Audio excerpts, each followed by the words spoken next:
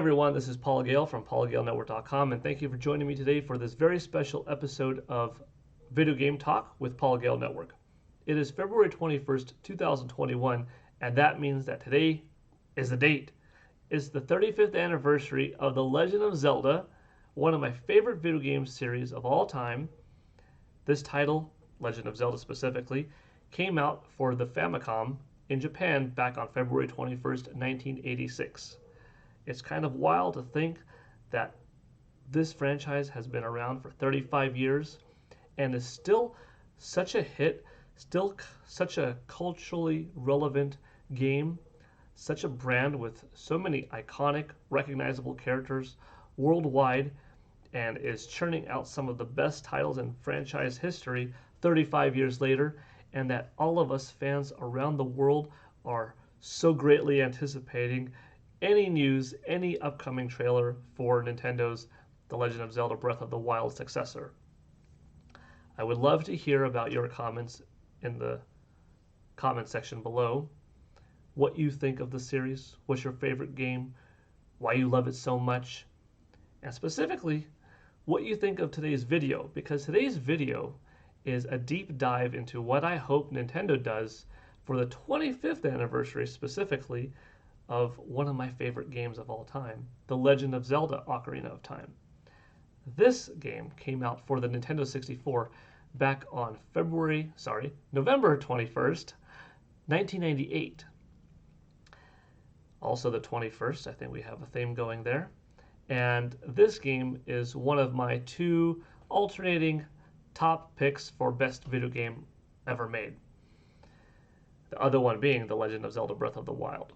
You can make arguments that Breath of the Wild clearly has better voice acting, more voice acting, orchestrated music, a larger world, more terrain to explore, and so forth. But a lot of that comes with technology, the medium advancing, hardware being more powerful to allow developers to use more creativity and such.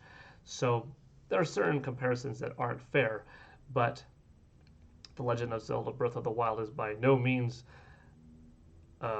a weak contender to this 22-year-old title, which at the time that Breath of the Wild came out was almost 19 years later from Ocarina of Time's original release date. So this game, Ocarina of Time, has really held its own in my mind as one of the best games ever.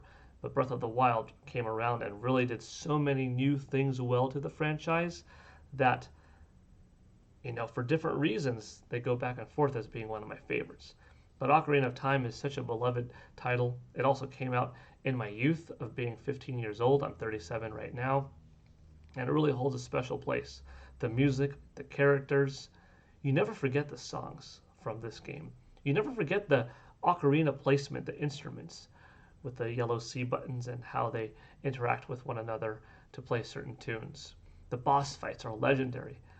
The stages, the dungeons, all things you could argue got better and better as Zelda series moved on, graphics, stage structure, and so forth. But the technology that was in the Nintendo 64 was strong enough that it allowed Nintendo, it allowed Shigeru Miyamoto to expand their mind and create the game that they wanted to, that took advantage of the hardware at the time, and has still held up really well today.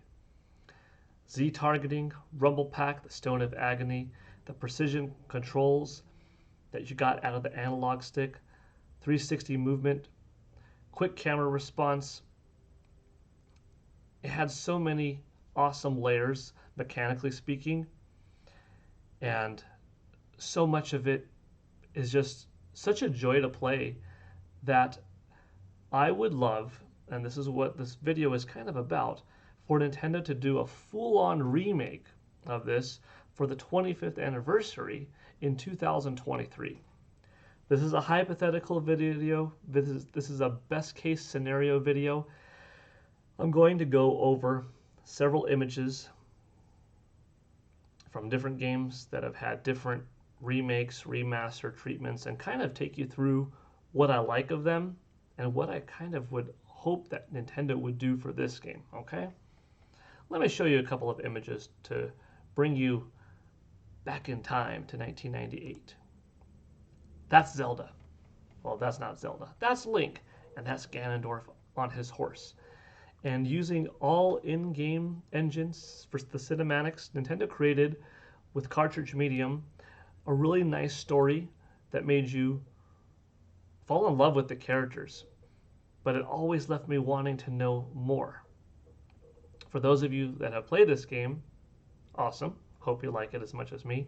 But I always wanted to know more. Like, spoiler, when you're gone for 7 years and you take that Master Sword out and you awaken in the future as the almost adult Link, you are met with Sheik. I would love to be able to play this side quest of a game, totally different gameplay style, fast, ninja-like, something akin to Ninja Gaiden series, of you getting to control Sheik and see how did she go from, spoiler alert, Princess Zelda to Sheik? What kind of training did she do? I want to play in an awesome, action-packed manner of her going through Hyrule. Obviously, not being able to do enough as Hyrule's savior for 7 years waiting for Link to come back, but enough to save some people. I want to see this size and scope realized as she's moving people out of villages. Part of that means towns need to be bigger. There have to be more villages. Maybe Ganondorf, becoming more and more powerful, destroyed a lot of the towns, was forced people to move out. And it was up to Sheik to fight him off, to get them to safety, failing in some cases, you know? Some of these thoughts I had as I was playing the game, like, I want to see more of Sheik's backstory. I wonder what she did. Of course, at the time, I didn't know for sure that was Princess Zelda until it was revealed, and wow, mind blown for 15-year-old Paul, you know? But the more I'm thinking about a remake over the years, I want to see that. I want to get to play as her. I don't know about you, but when I was playing around as adult Link on Hyrule Field and using my bombs to explode various rocks to uncover beneath these secret grottos and hearts and chests, I thought, wouldn't that be cool if Sheik left that for me? Knowing that the hero of time would come back one day, not knowing when for sure, and it was her attempt to help me to have a better chance of facing an even more powerful Ganondorf, in 7 years. That's what I want to see. Speaking of Ganondorf, when we heard of the man from the desert with the evil face and the sinister laugh from young Princess Zelda talking to Link when he came to her castle, and we saw Ganondorf being accepted into the castle, not yet quite the mega bad guy, at least publicly, in Hyrule. It made me think, I want to see more of him. I want to see his backstory. Bring me in this remake, backstory on Ganondorf. Do you let us play as him? Maybe, but give us some nice cinematics, some really high quality visuals, whether it's with game engine or beyond, giving us a movie-like experience with the highest of fidelity visuals, which Nintendo definitely can do. Watch any of the Super Smash Bros. Trailers where they go into high CG quality, and that's some of the best stuff I've ever seen, and that's the kind of stuff that I would like to see for the big story moments of this game, right? Blow it out of the water. Let me take you to some of the artwork that this game had back in the day. This is the Ocarina of Time that I know and love. This is Impa and Adult Link and Young Link and Ganondorf. This is Sheik and the Stalfos Knights and how Link looked awesome on Epona. The Master Sword has stood the test of time for many games now. The Hylian Shield has varied a little bit between games, kind of like the Master Sword, but this is my favorite take on the Hylian Shield. I love the additional triangle at the bottom, the yellow one going downwards. I want the music to be elevated. Give me a full orchestrated soundtrack. There are few games in time in our history that are true icons that absolutely set the stone and changed the video game format forever, had such an influence, had such an impact. We're so universally accepted in this industry's fairly early days. You know, if you look at how old the video game industry now, it's been around for several decades, but you look at up until Nintendo 64 era, pre-GameCube, PlayStation 2, Xbox, at the time, that was cutting edge. Now, if you look back at it, that was relatively in the infancy. At least, certainly in the infancy of 3D gaming. How much we have come since then. I would like to see the game realized in a bigger scope. I don't want the game's structure to change too much from Ocarina of Time. So I'm not saying, okay, now that we have the capability of making the world this big, like in Breath of the Wild, as opposed to Ocarina of Time's this big, we should do it. No, not necessarily. Change the flow up too much. But to increase it, to magnify it 4 times over or so, longer amount of time to go between areas, villages along the way, more bad guys. I'm looking at this as a full-on remake reimagining, and I'm going to show you a couple of different games that kind of go up the ladder in terms of how little they did to change the experience to how much they did to change the experience. And I'm going on the higher side in this case of what I would like to see Nintendo do for this game. It deserves it. You think about some of the cultural impact heavyweight games. I think of Super Mario Brothers. I think of Super Mario 64. I think of The Legend of Zelda Ocarina of Time and GoldenEye 007. I think of Final Fantasy VII and Metal Gear Solid. I think of Resident Evil 4. I think of Soul Calibur. I think of Wii Sports. I think of Grand Theft Auto 3. There are games that set the genre. There are games that set the decade. There are games that are so universally well accepted and highly critically acclaimed and not just get reviewed well by the media outlets and adored by the fans, but sell as appropriately as they should. And that's something like The Legend of Zelda Breath of the Wild, becoming the best-selling Zelda game of all time by a long shot, and still selling. There's a meme that goes on of Link climbing up the side of a mountain. It's very true. That game just keeps going up. I think the Zelda series is healthy. I think if there was ever a game, a single game, that could be adopted really well into a big budget Hollywood movie, it would be Ocarina of Time. If there was ever a game that was tight enough of a story, simple enough, but memorable enough that you could probably put into a 10-episode, 1-hour-long run or so each Netflix series, live action or CG, it would be Ocarina of Time. There's a reason why this game has such an impact and that why Nintendo has used it as a branching point to tell of the different storylines. Now the Zelda series, in terms of stories, you don't have to play one to understand the other, but there's tons of nostalgia and little elements that trickle their way down and you're like, ah, that was cool, I get that nod, I get that reference. But this game is the splitting point for Zelda games. So it's very significant. A lot of people will say it's still their favorite. Many will say, Wind Waker did so many things better. Twilight Princess, so many things better. Skyward Sword, etc. And everyone's got valid points. You look at the writing, you look at the lines of dialogue, a lot of that has improved. Part of it thanks to, just maturation of video game developers, their minds being able to become bigger from what they worked on before, and the technology allowing them. And also their peers, opposing platforms, different video game developers, different console brands, coming out with successful things that help, invigorate you, that make Nintendo want to be better, that make any good developer want to strive to be better. I would like the game's aesthetic, and I'm okay with this being, like I said, a November 2023 title. Have it be a Nintendo Switch 2 launch exclusive. Come out November 21st, 2023. How poetic, on the 25th anniversary itself. And have it launch with Nintendo Switch 2.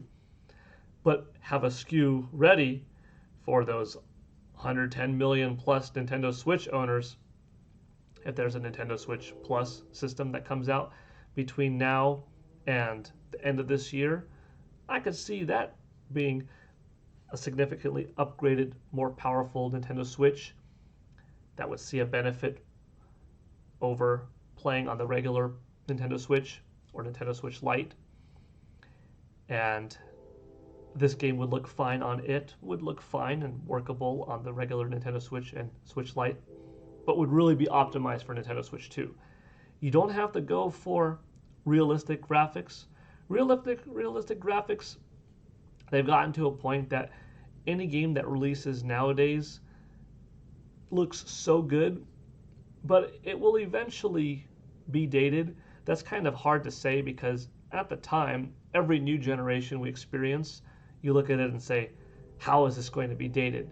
Yet we see that graphics shift over and over and over. You look at Ocarina of Time, you play Perfect Dark, and you're experiencing the best graphics at the time. Perfect Dark, however, because that one specifically came out after the Sega Dreamcast in 1999, you could see, this is the best in first-person shooting gaming now on this platform, but the future is going to be brighter because just a year prior, when the Dreamcast came out, you saw the next generation in gaming. And maybe Dreamcast didn't have a big heavy hitter like Perfect Dark, but you can imagine how first-person shooters were going to look. And sure enough, by the time PS2 and Xbox and GameCube came around, you then saw the leap that Halo had over Perfect Dark. You saw Resident Evil 4 on Nintendo GameCube and how much it blew out of the water Resident Evil on PlayStation and Sega Saturn just several years earlier. Graphics have been coming up along the ways. There is such a thing as the law of diminishing returns. But really, when you're looking at heavy-hitting games on PlayStation 4 and on Xbox One, you're looking at Doom Eternal, you're playing Final Fantasy VII Remake, and it's just mind-blowing of what we can achieve. Then you look at something like Astral Chain on Nintendo Switch. Really high-quality visuals, but it's an anime-ish style that will probably stand the test of time pretty well because it doesn't rely on realism to sell it. It's artistic. High-quality art, kind of like how Wind Waker was back in the day. Yes, Nintendo remade Wind Waker 10 years later for Wii U. And I say remake because it was kind of a repainting of it with modern visuals, and it looked great. But the original Wind Waker, I still play it time to time again on my old Nintendo GameCube hooked up to my flat screen yet boob tube TV, and the thing still looks great. It still looks like a Saturday morning cartoon. It's fast, it's fresh, it's fluid. There are certain art styles that just work. This is the art style that I would like Nintendo to go with. Don't get me wrong, I want a souped up Legend of Zelda game with the most realistic graphics possible to come out one day. If Nintendo's hardware was powerful enough, let's say Nintendo Switch 2 was indeed comparable to an Xbox Series S in terms of power, and you were able to get that type of system on the go and at home, then maybe I would say at that point you could make Ocarina of Time look realistic and go for fully realistic polygon models, world, the whole thing, because that's a look that, despite realistic looks tending to not age as well, we've got to such a point that that would be strong enough to last a very long time and to be a definitive look of what this Hyrule would look like in real life. If you can't get that quite much power, I would say go for an anime-ish visual. It would be so different from Ocarina of Time's, but realistically quite close to Ocarina of Time's art. Now, I'm going to go over a few different games that have done the whole remake or remaster thing and kind of tell you what I like and don't like, what I want and don't want for this Ocarina of Time 25th Anniversary Remake. This is what Nintendo did for Super Mario Sunshine as part of the Super Mario 3D All-Stars package. Now, $60 was a fair price for $160 worth of gaming that all came out in yesteryear. You know, you had Super Mario 64, Super Mario Sunshine, and Super Mario Galaxy. But the games were just brought up to, excluding Super Mario 64, in 1080p.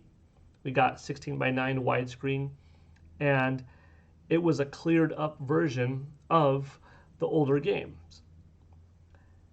This is as basic as you could get when it comes to remake or remaster. You can see here the difference. It's clearer, it looks better, it runs smoother, but Ocarina of Time doesn't deserve this. It deserves so much more. It's one of those landmark games in history that I kind of felt like Super Mario 64 deserved the Final Fantasy remake, and I'll get that one later on. It deserved that approach. Or the Spyro the Dragon Trilogy remake, and I'll get to that one soon as well. I'm happy with the Super Mario 3D All-Stars package. I think it's a great value. $60 for 3 awesome games. One of them you could only play on the Nintendo GameCube or backwards compatible on Wii. But this would be quite unfortunate if this is all Nintendo did for something as historic as Ocarina of Time. If this is what they did and they brought it up to 1080p, threw it in widescreen, and it released on Nintendo Switch this year, I would buy it and I would love it and I would play it. I'm currently going through the Legend of Zelda Ocarina of Time 3D.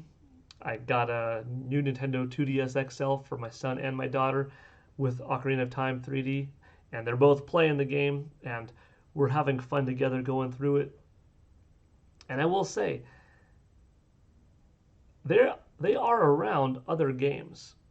They are around Nintendo Switch in the household, Wii U, PlayStation 4, PlayStation 5, Xbox One, Xbox Series X.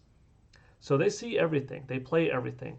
And Ocarina of Time, I'm watching them play it, and they're humming the songs afterwards. We are playing outside in the backyard, and they have me make these weapons out of cardboard, and I kind of reinforce them with double cardboard and tape of the Kokiri's shield, the Kokiri's sword, and for that matter, they have me do that with the champion's weapons from Breath of the Wild. But there's something about Ocarina of Time that's really sticking to them. And it's not just my kids because they live in my, Nintendo household and stuff like that. I was a mentor, a personal trainer, sensei, friend to someone who was 20 years younger than me several years ago, big brother type scenario. And, he was growing up in this modern world of Wii U, PS4, Xbox One. And I introduced him to some of the classics. And he absolutely fell in love with The Legend of Zelda Ocarina of Time. Singing the songs constantly, getting goosebumps, beating the last boss. He felt the magnitude. And this is someone who you could say it's difficult sometimes for people to go back in time and watch black and white movies or play old games if they don't have nostalgia for it because it's too old, it's too weird. And that didn't happen, That's testament to how good of a game it is and how solid the gameplay standards of it were and why it really lasted, at the time, 15 or so years, 16, 17 years. So if Nintendo does Ocarina of Time remake, please don't do it just like this. I would play it and I would have fun on TV, but it deserves more. This is the next level of what I would hope, at the very least, Nintendo would do. The Spyro the Dragon trilogy, and for that matter, the Crash Team Racing and the Crash Bandicoot trilogy, were such good remakes. They were of the same nature, of the same structure, but they were more than just repainting. They took thought and the geometry in mind of the worlds, and they faithfully recreated things. You've got camels in the background, and I will have to move myself once in a while to demonstrate this. You've got camels in the background still. You have Spyro. You have attention to detail. You see, you got this hexagon shape here, and you got this hexagon shape here.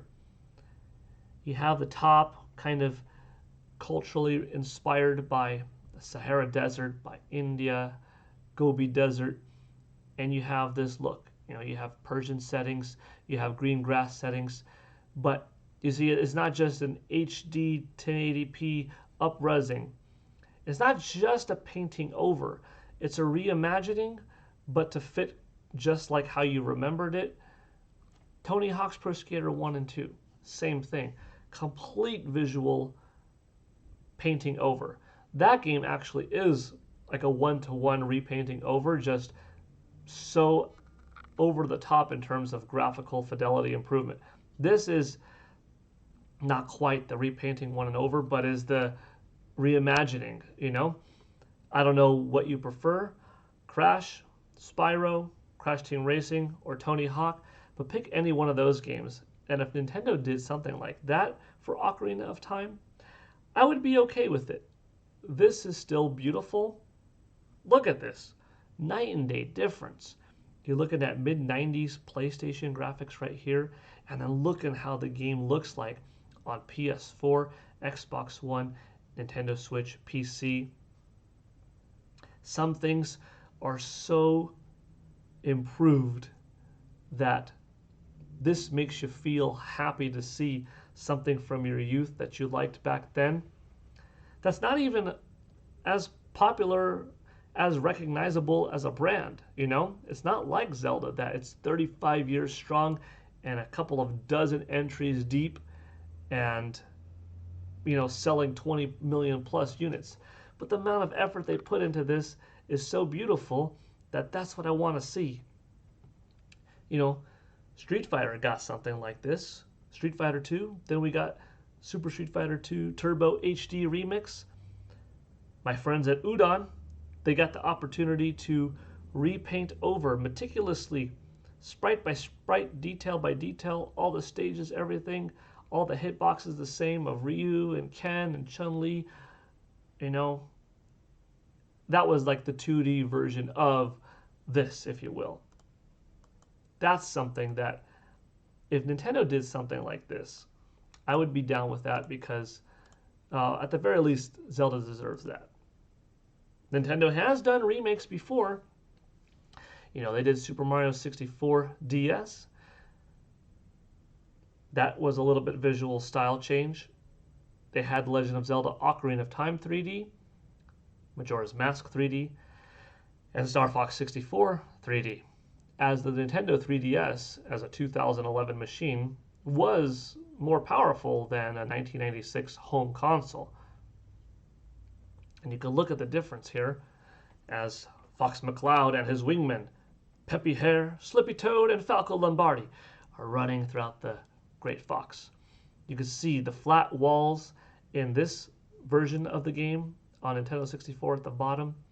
And then you can see the structure and the details. You look at the ceiling, flat lights. You look at the ceiling here. You look at the clothing detail. Now, you're not playing the game like this. You're playing the game in the R-Wing and the Landmaster tank. But Nintendo went over it, and they kind of gave it with the power that they did have at their disposal in the 3DS. Basically what Activision did with Spyro the Dragon. They went over the game. In this case, they had the voice acting crew recreate all of the lines. Little bit different energy, little bit different attitude, but do a barrel roll. We still got to hear it all, If Nintendo did something like this, or Spyro, that would be fine. Of course, you could say, didn't you just say right now that they did Ocarina of Time? Yes, but Ocarina of Time got remade so long ago and on a portable console that, yes, was more powerful than Nintendo 64. You're looking at 2011 and 12 era. It's a good amount of time passed, over a decade, and a good enough visual change. So why does it need to be done again? Because now is the time.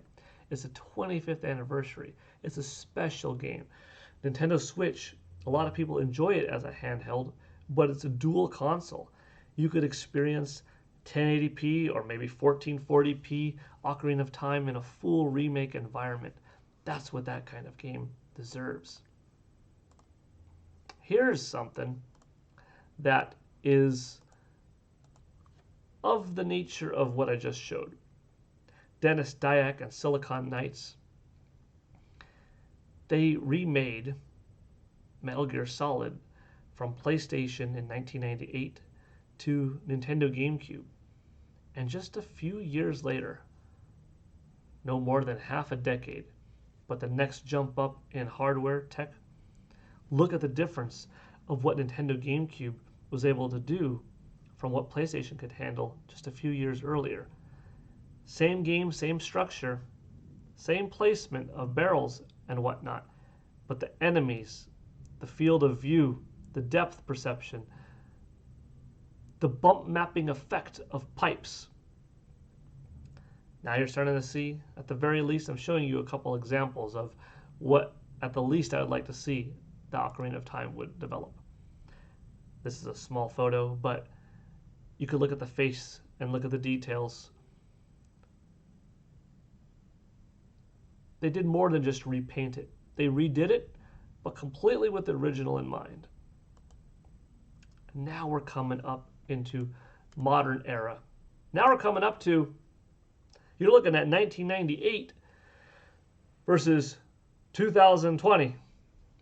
You're looking at Resident Evil 2 on old PlayStation hardware, and you're looking at Resident Evil 2 Remake on brand new Xbox One X or PlayStation 4 Pro hardware.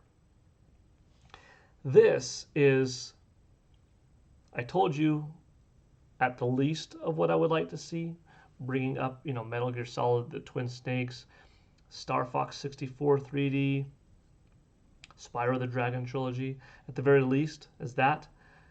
What I'm hoping for is this, honestly.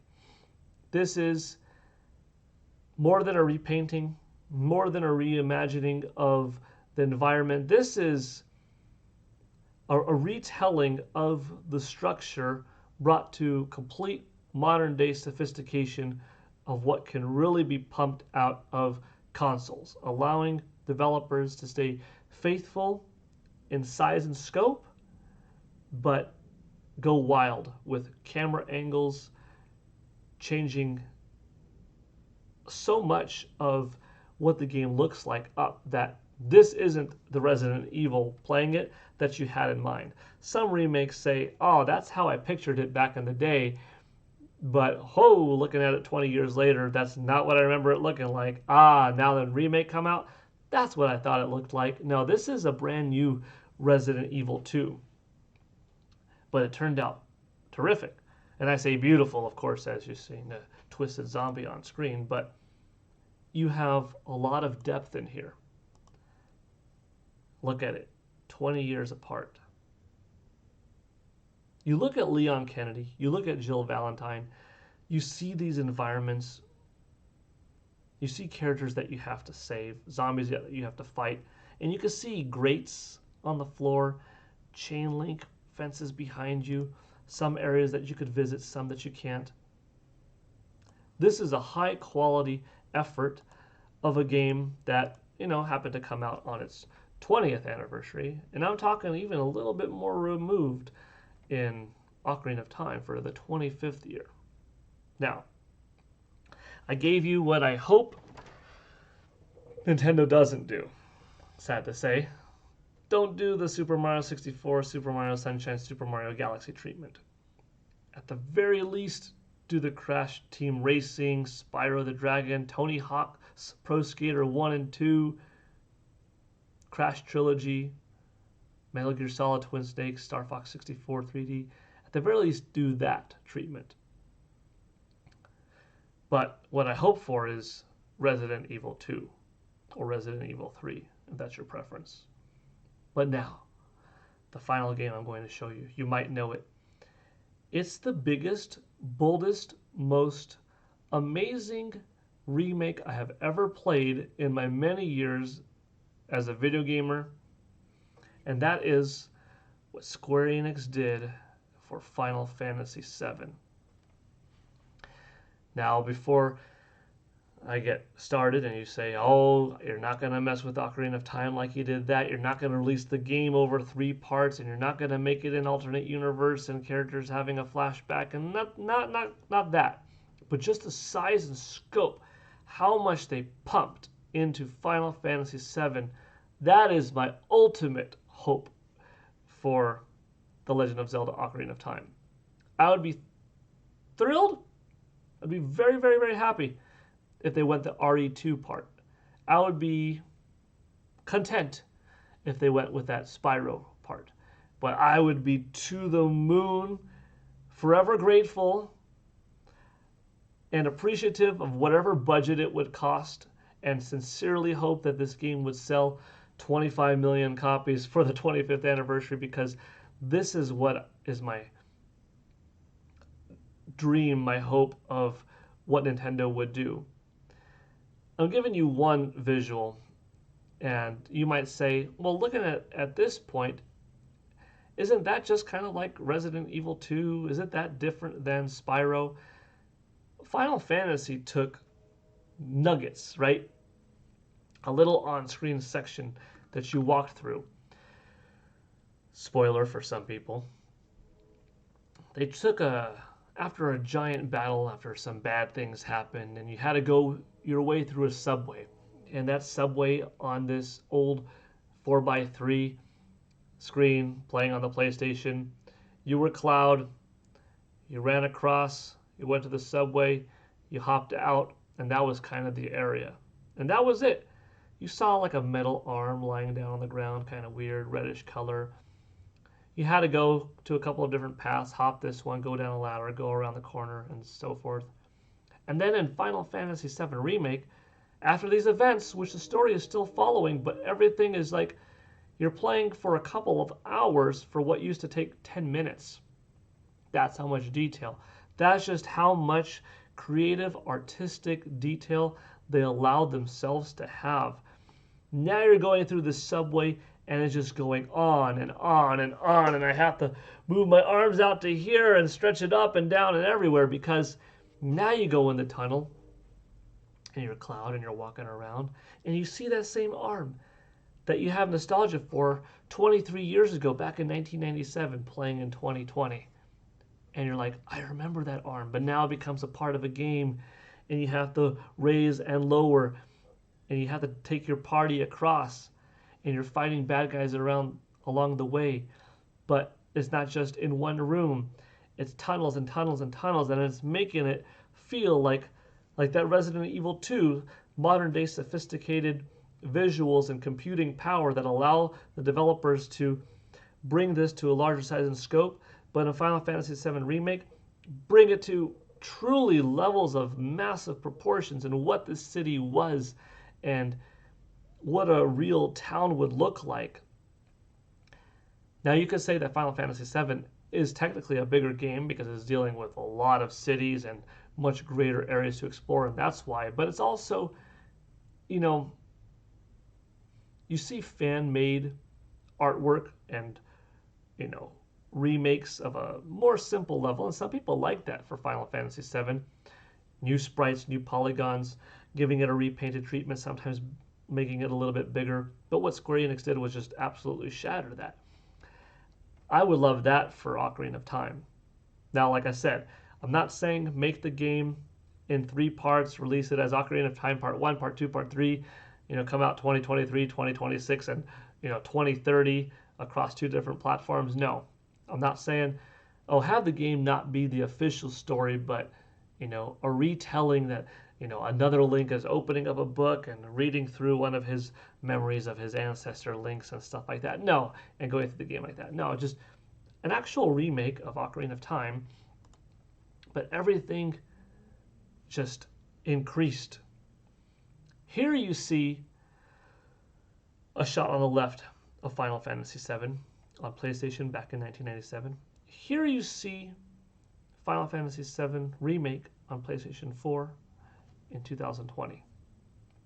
And you could kind of say, Well, that's like the Resident Evil 2 approach, no? And in certain areas, yes. But in certain areas, you have like this down below, where Aerith resides. You see, you had her house, and this is all you did. You walked up here, you walked into the garden, you went down below, you got some stuff, you saw the water, cool area, cool music, and left. And that was it, just a few minutes. In this game, they blew up this little area into so much beauty, so much life, the foliage, the interactions with the other characters. You didn't want to leave that area. It was just stunning. And not just, visuals, which were great graphics, very high quality, but the art design, how much height these areas had, how much depth, the sophistication. I felt like I could walk in this area and it would be just one of the best vacation spots I'd ever have, They had to add things in while paying respect to the original's flow, but they had to add things in. Different colored flowers to make more sense out of it. Height, texture work, but you see like a pipe here and a pipe here. You still see water. You still see fence material around. They were very wise with how they blew it up. You have some new things, different bridge, different structure, some more areas in the back to explore. I want Ocarina of Time to be blown up. I want Hyrule Castle Town to not just have two people twirling around, dancing in the middle, a couple of shops, a dog, and a few other folks walking back and forth. I want Hyrule Town to be expanded, like I said, a proportion of perhaps 4 times as big. That's more than the Resident Evil 2 approach. That's not the painted over approach of Tony Hawk. It's more than you get from Metal Gear Solid, Twin Snakes, or Spyro the Dragon. It's the Final Fantasy VII Remake approach. And you get from that a bigger, more realized world, more characters. How do you pay respect to the original story, though? Because as you start to add more things in it, yeah, you could spruce up the dialogue and make the lines more sophisticated, more flow, especially if you have voice acting, which would be fantastic throughout the whole thing. Breath of the Wild had a good amount of voice acting, but I'm talking cranking it up to almost everything that you see or read in the game that are spoken to, you're hearing it. Not just for modern times, but also as gaming has expanded, more people play, younger, older, people of harder hearing, and so forth. It's good to have voice acting as it becomes more accessible for people, like I said, of different ages or different compromises. As you're going to the Temple of Time, it's not a fixed angle, but there's more to do on the way to the temple. As you're talking to Zelda for the first time, kind of like in Final Fantasy, where you enter an area, instead of just point A to point B to point C, make it an experience, Make it something that would be really challenging with today's sophisticated hardware. And even if this isn't a Nintendo Switch 2 piece and it's just a Nintendo Switch console, plenty times more powerful than the Nintendo 64. It's 21 years later of new tech, or close to it, from 1998 to 2017. 19 years of new tech later. Now you could say, well, that's tech that's both portable and, hardwired to a TV, but still, the tablet is mind-blowingly more powerful than the Nintendo 64 home hardware. That you could still take that visual theme that I talked about of that promotional artwork and make it work. After all, Look at that trailer that we saw of The Legend of Zelda Breath of the Wild's successor. It already looks better than Breath of the Wild. Now, we haven't seen gameplay yet, but it looks like it's going to be a better looking game. That's because it's being made ground up for Nintendo Switch. Whereas Breath of the Wild was made ground up for Wii U and partway through development switched gears to focus on the Nintendo Switch version, and then they both continued development and they both came out, March 2017. But you could even take something that's like the Breath of the Wild 2 engine and apply it, and I'm sure that would be a beautiful Ocarina of Time remake. But at this point, depending on when development of said hypothetical title came out, it would be a little bit farther removed. I'm looking at 2023, whereas I think Breath of the Wild has a chance at coming out this November. Maybe it'll slide into March. Maybe March 2022 is actually when Nintendo has a Nintendo Switch Plus come out. 5th anniversary of Breath of the Wild / Nintendo Switch. That's when you release the new hardware. I could see that possibly. But do you see what I'm getting at? I want it to feel like a real 10-year-old kid from the Kokiri Forest went to go on this quest to see Zelda and the obstacles and the guards along the way and have it a bigger, longer, meatier experience. Now, Ocarina of Time is no small game, nor was Final Fantasy VII. And that's why the way Square Enix is handling Final Fantasy VII is so stretched out. What's the bigger game, Ocarina of Time or Final Fantasy VII? Well, in different capacities, they both have different amount of surface area that you literally run through and different times that you could speed run it and so forth. So I won't get into that, but I think multiplying the world by 4, Hyrule Field, and some areas of the game could be bigger, If you want to make the experience of Lake Hylia really grand, you can make that almost feel like, this ocean that's going where you can't go anymore, an invisible wall, something starts to, stop you, and that could be 8 times as big. Something that's a little bit easier, that's where you throw in some extra heart containers.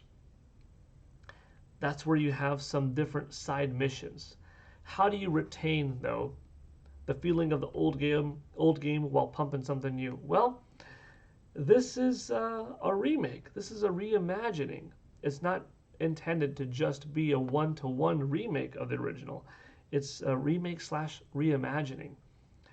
What would Mr. Shigeru Miyamoto, Mr. Eiji Aonuma, and the top people at Nintendo, with today's mentality and the evolution of how they saw their baby, their Zelda franchise progress, and what they've picked up from, opposition, other companies, other games, seeing how big and how much of a scope through media, watching TV, movies. A lot of time has passed, It's going to be 23 years this November 21st.